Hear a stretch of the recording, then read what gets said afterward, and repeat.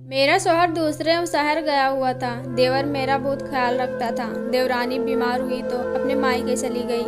मैं और देवर घर में अकेले थे। उस रात मेरे देवर ने मेरे देवर की शादी को आज 1 महीना पूरा हो गया था। मेरी देवरानी खूबसूरत और हंसमुख लड़की थी। चंद दिनों में ही मेरी उसके साथ अच्छी दोस्ती हो गई थी। उसके आने से घर में बहार आ चुकी थी। उसकी संजीदगी और चंचलपन गमगीन इंसान को भी मुस्कुराने पर मजबूर कर देता था। अभी भी देवरानी मेरे कमरे में बैठी अपने बचपन के किस्से सुना रही थी। जब मेरे कमरे के दरवाजे पर दस्तक हुई, हमने उधर देखा। देवरानी राबिया दरवाजा खोलने के लिए उठी, मगर मैं जानती थी कि बाहर कौन होगा। राबिया ने दरवाजा खोला तो मेरी सोच के मुताबिक फवाद सर झुकाए खड़ा था। राबिया उसे देखकर बोली कि फवाद अपने घर में हो, गैरों की तरह दरवाजा क्यों खटखटा रहे थे, अंदर चले आते। फवाद संजीदगी से बोला कि यह भाभी का कमरा है, मेरा गैर दस्तक के चले आना उनको अच्छा लगेगा या नहीं। देवर की बात सुनकर मैं तुरंत बोली कि ऐसी कोई बात नहीं, आप मेरे छोटे भाई जैसे हैं, बिना झिझक आए। देवर की आदत से मैं वाकिफ थी। निहायत शरीफ और सुलझा हुआ लड़का था। हमें यहाँ आए हुए 1 साल हो चुका था, मगर फवाद ने कभी भी मुझे नजरें उठाकर नहीं देखा था। उसके और राबिया की आदत में जमीन और आसमान का फर्क था। वह कम बोलता और मासूम था, जबकि राबिया मुंहफट थी और हंसमुख लड़की थी। वह दोनों वहां से अपने कमरे में जा चुके थे। मैंने अपना काम खत्म किया और किचन की ओर जाने लगी। आज मेरे शौहर ने अपने पसंदीदा खाने की फरमाइश की थी। मुझे किचन में आए अभी 10 मिनट ही हुए थे कि देवर किचन में दाखिल हुआ। मुझे देखकर बोला कि भाभी आज क्या बना रही हैं। मैं मुस्कुराकर बोली कि आज तुम्हारे भाई की पसंदीदा चीज बना रही हूँ। यह सुनकर एकदम से उसके चेहरे से मुस्कुराहट सिमट गई, जो मैंने बाखूबी नोटिस की थी। मैंने पूछा, एक लंबी सांस लेकर बोला, काश भाभी राबिया भी आपके जैसा स्वादिष्ट खाना बना पाती।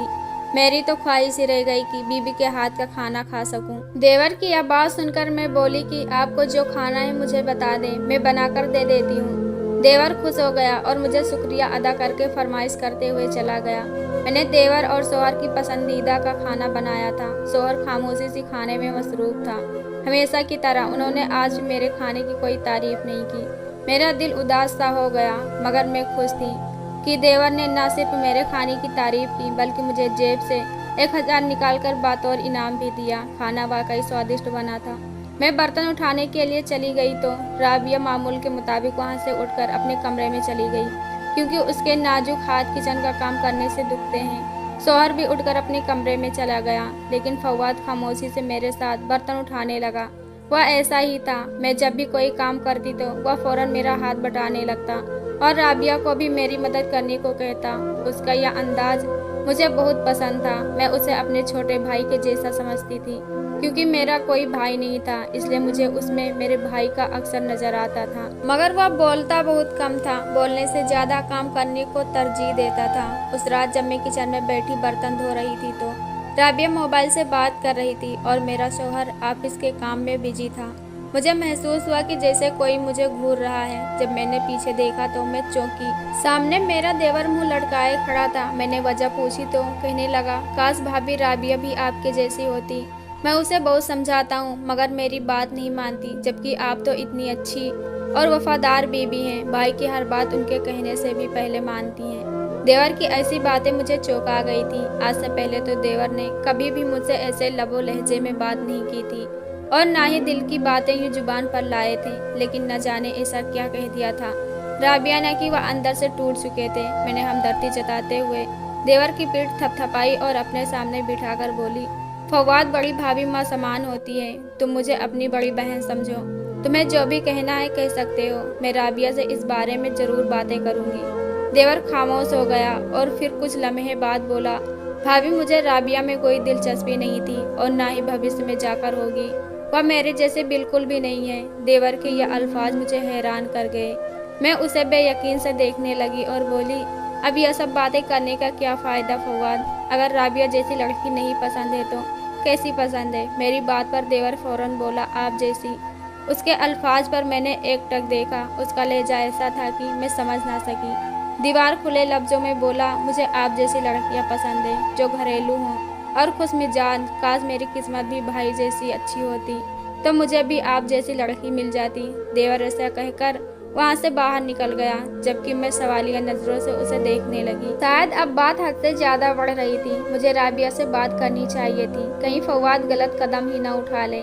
मैं सोचने लगी। अगली सुबह जब देवर और सोहर काम पर चले गए तो मैंने राबिया को अपने पास बिठाया और समझाने लगी कि उसे अपना रवैया फवाद के साथ और बेहतर करना होगा, उसके और अपने ताल्लुक मजबूत करने होंगे। मेरी बात सुनकर राबिया ने एक अजीब सी नज़र मुझ पर डाली और फिर गुस्से में बोली, यह हम दोनों की जाती जिंदगी है। आपको किसी ने यह हक नहीं दिया कि मेरे सोहर की वकालत करें। इतना कहकर वह जा चुकी थी, जबकि मैं हक्का बक्का उसे जाता देखती रह गई। यह हो क्या गया था दोनों को। फवाद का रवैया काफ़ी बदला जा रहा था, जबकि राबिया का बर्ताव मेरे और से बिल्कुल ही अलग था। मैंने फिलहाल कुछ भी करना बेहतर ना समझा और अपने कमरे में आकर लेट गई। मुझे कब नींद आ गई मैं समझ ना सकी। मैं गहरी नींद में थी जब मुझे महसूस हुआ कि मेरे कमरे का दरवाज़ा खोलकर कोई अंदर दाखिल हो रहा है। कुछ देर बाद कदमों की आवाज़ बंद हो गई और किसी ने मेरे चेहरे पर आए बालों को पीछे किया। मेरा दिल कांप उठा। मैं फौरन घबरा कर उठ बैठी और लंबे लंबे सांस लेने लगी। सामने मेरा शौहर खड़ा था। मेरे इस हैरत पर संजीदगी से बोला, डर क्यों गई? मेरे अलावा भला कौन तुम्हारे चेहरे से बालों को हटा सकता है? मैं कांप गई और बोली कि नींद की वजह से मुझे कुछ समझ नहीं लगी। शौहर फ्रेश होकर मेरे पास बैठा और उसका मूड काफ़ी अच्छा लग रहा था। तभी दरवाजे पर दस्तक हुई और देवर अंदर दाखिल हुआ। वह आते ही शौहर को बाहर ले गया। दोनों किसी बात पर बाहर सोच विचार करते रहे। न जाने मेरी आंख कब लग गई पता ही न चला। अब तो यह रोज की आदत बन चुकी थी। शौहर जब भी घर होता मेरे साथ ही होता तो देवर उन्हें अपने साथ ले जाता। दूसरी ओर राबिया से भी मेरे ताल्लुक अब अच्छे नहीं रहे थे। मैं काम निपटा कर जल्दी ही सो जाया करती थी। देवर की यह बात मुझे बेहद अजीब लगने लगी थी। वह पिछले एक हफ्ते से ऐसा ही कर रहा था। उसका दिन ब दिन बदलता रवैया देखकर मुझे बेचैनी होने लगी थी। कभी वह बिल्कुल खामोश हो जाता तो कभी वह मुझसे इतनी बातें करता कि मैं जवाब दे देकर थक जाती थी। उस रात ऐसा ही हुआ जब अचानक देवर कमरे में आया और बोला, भाभी आपको राबिया छत पर बुला रही है। उसकी बात सुनकर मैं फौरन छत पर चली गई, मगर आगे जाकर मेरे होश उड़ गए क्योंकि वहाँ तो कोई भी मौजूद नहीं था। मैं सोचने लगी कि आखिर देवर ने मुझसे झूठ क्यों बोला। मैं वापस जाने के लिए पलटी तो मुझे हैरत का झटका लगा। वह दरवाज़ा तो लॉक हो चुका था। मैं कितनी देर दरवाज़ा बजाती रही मगर किसी ने ना खोला। शायद सब सो चुके थे। आखिर थक हार कर मैं छत पर बने स्टोर रूम में बैठ गई। मुझे अपने शौहर पर हैरत हुई। कम से कम मेरी गैर मौजूदगी पर वह मुझे देखने तो आ सकते थे ना। कुछ देर और कोशिश करने के बाद जब किसी ने दरवाज़ा ना खोला तो मैं उसी स्टोर रूम में सो गई। मेरी आंख लगी अभी कुछ देर ही गुजरे थे कि मुझे लगा जैसे कोई दरवाज़ा खोलकर अंदर दाखिल हुआ है। मैं बगैर हरकत किए नींद की वादियों में सो रही थी और तभी किसी ने मेरे गाल पर किसी ने हाथ रखा। मेरे दिमाग में मेरे शौहर का ख्याल आया। वो मुझे ढूंढते हुए आ चुके थे। मैं नींद में थी। मुझे कुछ भी अंदाजा नहीं था कि मेरे शौहर का तसव्वुर या मेरी गलतफहमी थी। मैं यूं ही बेखबर सोई रही थी। सुबह जब आंख खुली तो मेरे हाथ में मेरे शौहर का हाथ था। मैंने जैसे ही आंखें खोली तो एक पल के लिए मैं डर गई। मेरा दिल जोर जोर से धड़क रहा था। मैंने एक झटके से उसका हाथ छोड़ा और बिस्तर से दूर हो गई। मेरे बिस्तर के नीचे बैठा मेरा देवर फवाद सो रहा था, जबकि उसका हाथ अपने शौहर का हाथ पकड़कर समझकर सो रही थी। यह महसूस करके मेरा दिल शर्म से पानी पानी हो गया। मेरा दिल चाहा मैं यहाँ से बहुत दूर भाग जाऊं। मेरा देवर अभी भी सो रहा था। मैं जल्दी से उठी और भागकर नीचे आ गई। मेरा पूरा वजूद पसीने से भीग चुका था। मेरे दिमाग में उस वक्त आंधियाँ चल रही थी। मुझे कुछ भी समझ नहीं आ रहा था। खौफ और बेचैनी से मैं काम पर ही थी कि तभी मुझे एकदम से आवाज़ आई, ठहर ठहर कर किंजा, राबिया की तबीयत अब कैसी है? आवाज़ बता रहा था कि उसके पेट में दर्द है। मेरा शौहर फिक्रमंदी से पूछ रहा था, मगर मेरी हालात उनसे छिपी ना सकी। वह मुझे थामकर मेरी तबीयत के फिक्रमंद हो गए। मैंने बहरहाल किसी तरह खुद को संभाला और बात को बोल कर गई, आखिर यह सब क्या हो रहा था मेरे साथ? देवर को ऊपर क्या कर रहा था, जबकि वह जानता था कि मैं वहाँ मौजूद हूँ? अगर उसने दरवाज़ा खोला भी तो मुझे क्यों न जगाया? उल्टा खुद भी वहीं लेट कर सो गया। सबसे ज़्यादा सोच में डाल देने वाली बात यह थी कि देवर ने मेरे शौहर से झूठ बोला था कि मैं छत पर नहीं बल्कि राबिया के कमरे में हूँ। खुदा न खास्ता अगर मेरा शौहर वहाँ आ जाता, न जाने क्या सोचते। मैं इन्हीं सोचों में पड़ी थी कि मेरे जहन में एक और बात आई। कल रात अगर मेरे गाल पर हाथ रखने वाला मेरा शौहर नहीं था तो फिर कहीं वह फवाद तो नहीं, ऐसा सोचकर ही मेरा दिमाग चकराने लगा था। मुझे अपनी सोच पर गुस्सा आया। मैं शर्म से अपने ही नज़रों में गिरने लगी। दिल था कि हकीकत को कबूल करने के लिए तैयार नहीं था, जबकि दिमाग में तरह तरह के ख्याल चल रहे थे। अगर उन्हें मान लिया जाता तो कयामत टूट पड़ती। मैं कुछ ज़्यादा ही मन से सोचने लगी थी। मैंने उसे इत्तेफाक एक हादसा समझा और जैन झटक के घर के कामों में लग गई। लेकिन उसके बाद से मैं देवर से कतराने लगी थी। मुझे अब फवाद के सामने जाने से झिझक आने लगी थी, जबकि दूसरी ओर फवाद यूँ रद्द अमल दे रहा था जैसे कुछ हुआ ही ना हो। कुछ दिन यूं ही गुजर गए और शौहर को नौकरी के सिलसिले में बाहर जाना पड़ा। उनका कहना था कि वह 3-4 दिनों में लौट आएंगे। उनके जाने के बाद मैं काफ़ी अकेली हो चुकी थी। राबिया का ज़्यादातर वक्त मोबाइल या फिर फवाद के साथ ही गुजरता था। खैर से अब वह प्रेग्नेंट भी हो चुकी थी, इसलिए फवाद उसका बहुत ख्याल रखा करता। 2 दिन जैसे तैसे गुजरे और तीसरे दिन एक दिन अजीब वाकया पेश आया। राबिया अपने कमरे से जैसे ही निकली तो पैर फिसलने की वजह से कमर के बल जमीन पर गिर गई। मैं और फवाद उसे लेकर फौरन हॉस्पिटल गए, जबकि राबिया रो रो कर एक ही बात कह रही थी, मुझे भाभी ने नज़र लगाई है, मैं उनसे पहले प्रेग्नेंट हो गई हूँ। यही बात उन्हें चैन लेने नहीं दे रही थी। उसकी नज़रें मेरा बच्चा खा गई। मुझे बहुत ही हैरत हुई थी। इस जैसी समझदार लड़की से मुझे ऐसी उम्मीद नहीं थी। औलाद मिलना न मिलना तो किस्मत का खेल था। तो भला मैं अपने लिए अच्छी दुआ करने के बजाय दूसरों के बारे में बददुआ क्यों करूँगी।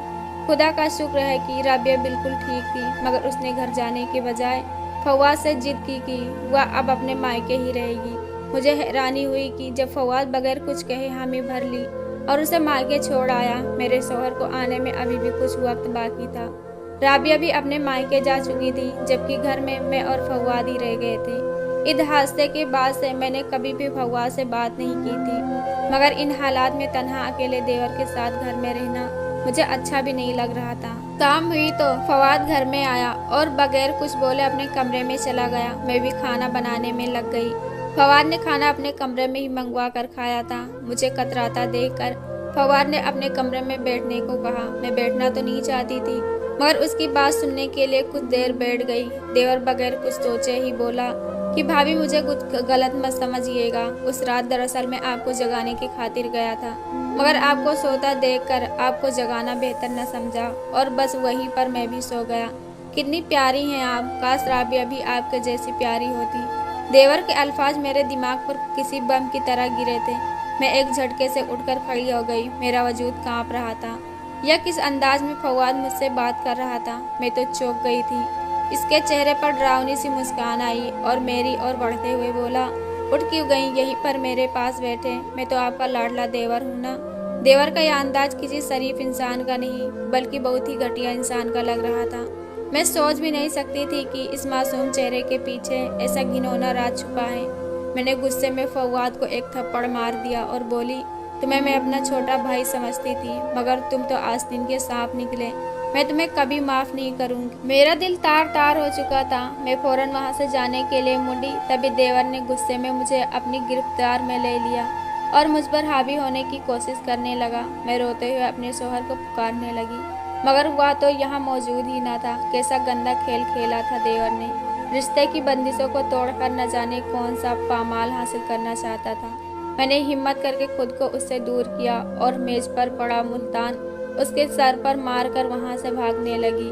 मैंने कांपते हुए गेट जैसे ही खोला तो सामने का मंजर देखकर मेरा वजूद सहम सा गया। सामने मेरा शौहर खड़ा था, जो शायद अभी ही आए थे। मेरी हालात देखकर उनके चेहरे का रंग बदल गया। तभी देवर भी जख्मी सर लिए बाहर निकला और गाली देते हुए मुझे बुलाने लगा। अब धक्के की बारी मेरे शौहर की थी। अगले ही पल वह आग बबूला होकर घर में दाखिल हुए। मैंने रोते हुए सारी बात अपने शौहर को बता दी, जिसे सुनकर उनके पैरों तले जमीन खिसक गई। वह फवाद को मारने लगे, जबकि फवाद रोते हुए बोला कि मुझे भाभी ने ही आपकी गैर मौजूदगी में वर्ग लाया था। यह बात सुनकर मेरी रूह कांप उठी और मेरे शौहर ने फवाद का मुंह तोड़ दिया और बोले, मुझे अपनी बीबी पर भरोसा है, वह ऐसा हरगिज नहीं कर सकती। अगर वह तुम्हें वर्ग लाती तो बदहवास होकर बाहर की ओर न भागती। शौहर फवाद को मारकर घर से बाहर निकाल चुका था। मैं शौहर के गले लगकर फूट फूट कर रोने लगी थी। फवाद पर मुझे भरोसा था, उसे देखकर कोई भी अंदाजा नहीं लगा सकता था कि उसके दिल में ऐसी गंदगी भरी पड़ी गई। यह खबर राबिया तक पहुंची तो उस पर अलग कयामत टूट पड़ी। राबिया ने फवाद से तलाक ले ली और अपने बच्चे को लेकर दूसरे मुल्क अपने भाई के पास चली गई। फवाद कई बार माफ़ी मांगने के लिए आया, मगर उस जैसे शख्स पर दूसरी दफ़ा एतबार करना मेरे लिए आसान नहीं था। दोस्तों, कहानी पसंद आए तो वीडियो को लाइक करो, चैनल को सब्सक्राइब करो। हम ऐसी कहानी आपके लिए लाते रहेंगे। धन्यवाद।